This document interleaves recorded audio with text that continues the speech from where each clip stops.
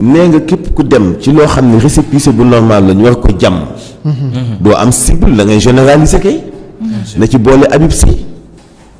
na ci boole Boun Abdallah Dionne.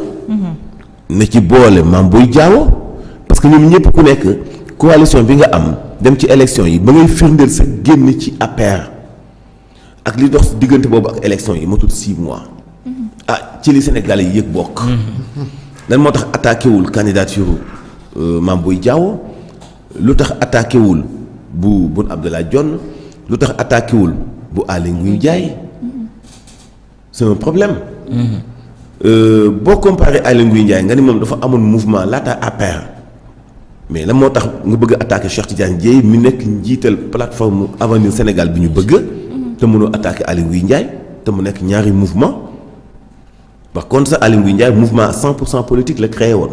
loolu benn la beneen bi ci des président Macky Sall bi muy dem ci élection yi doon coalition mais ak ban récépissé xam nga ñoom dañu tàmm ay sale boulot ba ci benn moment du ñu tenir compte ci ni li ñuy def histoire daf leen di dabaat. wala dafay gën a wunil góom bi nekk ci ñoom c'est-à-dire que ñoom mënuñu accepter nit kuy màgg ci wàllu politique. président Macky Sall demewul ak récépissé APR élection présidentielle 2012. ak coalition Macky 2012. te ñoom mënuñu ko woon a attaqué parce que dafa valable woon la mu defoon. c'est-à-dire bàyyi ba ci jamono jii nag nguuru Macky Sall di waaj a jeex histoire u Sénégal di bind xëtu bees nga bëgg indi yu salté ci politique yoo xam ne dafa mel ni yow nawloo woo Sénégalais yi. gis nga seen recours yi ñu commencé nii. ba tax nguuru France génn naan jot nañu luy firndeel ni Karim Wade sàkk woon na pour delloo leen seen nationalité. bëgg na ñoo xam ci gan anam la nit ki di delloo nationalité am bu fekkee jox nañ ko ba noppi mu wax ko renoncer en tout cas Karim Wade ministre France bi wax na wala waxul mais ba léegi boo duggee ci plateforme gouvernement bu France. boo cliquer Karim Wade. mi judd 1er septembre 1968 il est toujours électeur ca Versailles ba tey nii may wax ak yow. boo fa duggee. nga cliquer ko.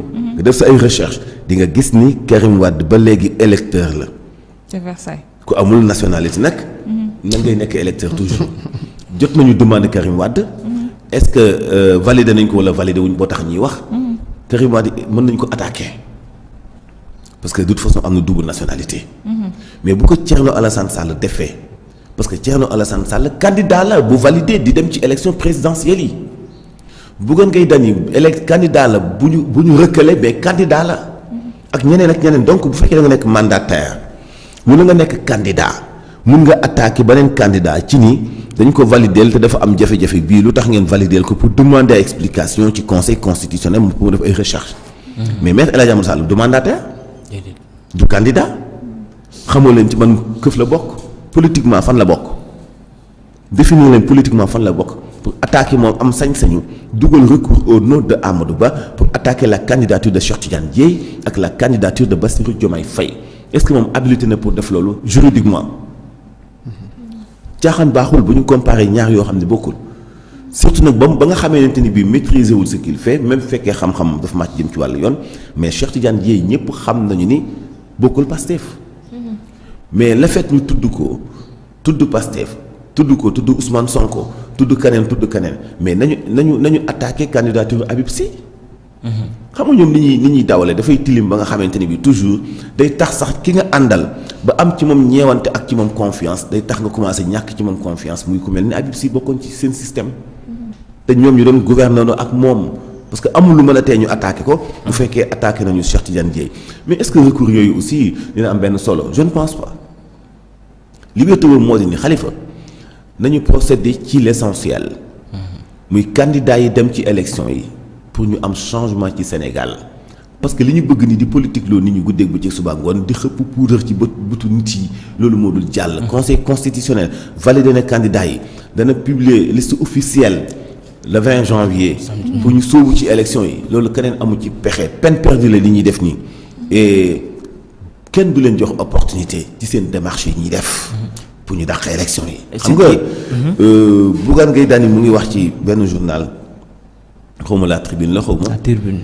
ni moom li muy demandé mooy def na recours ci ñu xoolaat maanaam ñi ñu kale ci parrainage bi ñu defaat beneen décompte parce que ni ñu leen recalé baaxul ñu defaat beneen recompte pour ñu mën a beneen décompte pour ñu mën a jàllaat ñoom ñi nga xam ni wóor na leen ni am nañu ay parrain yu doy yu baax yu valable mais bi mu ko waxee démb daf ma renvoyé waat ci histoire ba ma leen ne bu fi kenn campagne te amoo candidat bu fi kenn soutenir opposition te waxoo koy soutenir xanaa jël prétexte da ngay contre nguur heureusement bi mu teelee dellu soit ni moom la muy wax jubluwu ci pour ñu dàq ay élection parce que Khalifa faut pas oublier que am na ñoo xam ne seen ay démarche da ngay gis ci biir ni dañu am mission bu ñuy dox déjà am na ko annoncé ni nañ dàq élection yi bien sûr am na déjà ñu commencé annoncé ni bu ñu yeggee ci biir situation lëndëm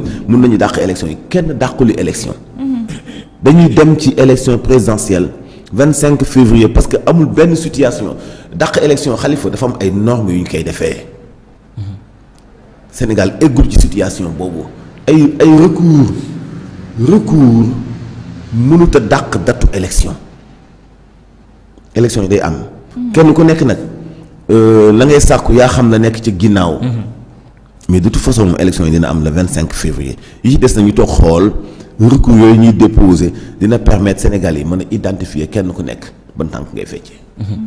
voilà ce qui est paradoxal ci mbir moom mooy démb mandataire bi nga xam mooy Benno Bokk Yaakaar bi ñu koy laaj ci mbirum recours yi nanguwu cee àddu yooyu ci yàbbi. parce que amu ci maîtrise. parce que daf ko maîtriser wul. nee naa la au nom de quoi le maître El Hadji Amadou Sall defee recours et au nom de qui Amadou Ba. pourquoi donc mandataire Benno Bokk Yaakaar effectivement il a parfaitement raison. parce que comprendre wul sax li xew parce que mënu ci wax. parce que loolu moom mooy dëgg mënu ci wax. parce que yëf yi dafay dem ba mujj yow mi ñu wóolu di lay yónni dañu lay gëlëmloo ci ay démarches ba nga xam ne tu préfères bañ a wax noppi. parce que recours yooyu xamoo lan lañ ci jublu xamoo lan moo nekk ci ginnaaw ba am ñenn ñuy xalaat a proposer ñu dàq élection yi tey am na ay coalition yeneen natt xawma pré-coalition ni ñu ko mën di woowee. parce que s'il y a des candidats recalés yu dajalewaat pour créer benn coalition. te bokkuñu ci idéologie bokkuñu programme bokkuñu démarche bokkuñu liste coalition boobee ñu boole am na lu ñu ci jublu ci wàllu xeex. Sénégal yi nag jamono ji bépp xeex boo xam ne mun naa jam datu élection yi duñ ko nangu bu ñuy xeex nag dañu xeex boole seen doole gëm yàlla choisir benn candidat bi ñuy soutenir pour ñu indi changement ci Sénégal ci élection présidentielle yi. Khalifa. ku fi def campagne parallèle. wala def campagne contre seulement le gouvernement sénégalais dinañu xam ne li ngay dox leerul fi ma xamoon nag démarche bi fi ma xamee ni bettuma mooy bi ñu jëkkee commencé di génne Karim Wade naan na fay xaalis bi ñu ko alamaan bi ñu commencé naan Khalifa Sall na fay xaalis bi ñu ko alamaan bi ñu commencé naan Déthié Fall candidature am baaxul parce que dafa nekk 6 mois de sursis te am casier judiciaire bi ñu commencé ruumanaat loolu semaine bii passé laa di gars yi am na lu ñu nar ci kanam parce que conseil constitutionnel am na information ci Déthié Fall mais lan moo tax ñu indi loi bu tax Khalifa Sall mën a bokkaat ci élection te exigé wu ñu woon booba mu fay xaalis bi lu tax ñu indi loi à l'Assemblée nationale waaye Yewwi Askan Wi voté ko pour Karim Wade te booba exigé wu ñu woon Karim Wade fay xaalis bi ñu ko amande lan moo tax ñu toog ba benn moment ñuy wax ñuy proposer Karim Wade ay contraintes par corps wala mu fay xaalis bi ñu ko amande question yooyu bi ñu ko commencé soulever semaine bi passé laa ne gars yi am na faneen fu ñuy jëm pour xëpp suuf ci élection yi mais gars yi toog leen ni pat bu ñu mënee nañu téye ñëpp ci liste officielle bi du tee changement am Sénégal li ñu dul nangu kay te duñ ko nangu tey mooy def ay xeetu soi-disant recours yoo xam day tax ñu dàq datu élection yi ku mu arrangé wul la ku mënta bokk mënoo bokk ku bëgg a ut buzz yaa xam ku toog ba léegi sa ceeb niinul nga bëgg ko niinal ci jéem a def démarche boo xam ne jëmul fenn ça n'engage que toi mais élection yi moom day am te ñii ñu bañ a gis ci géew bi muy waa Pastef ak lu ci bokk ak ñi ñu bokkaloon alliance mais ñooñu ñëpp daañu bokk ci élection yi maa la wax loolu Khalifa façon directe ou indirecte mais daañu bokk ci élection yi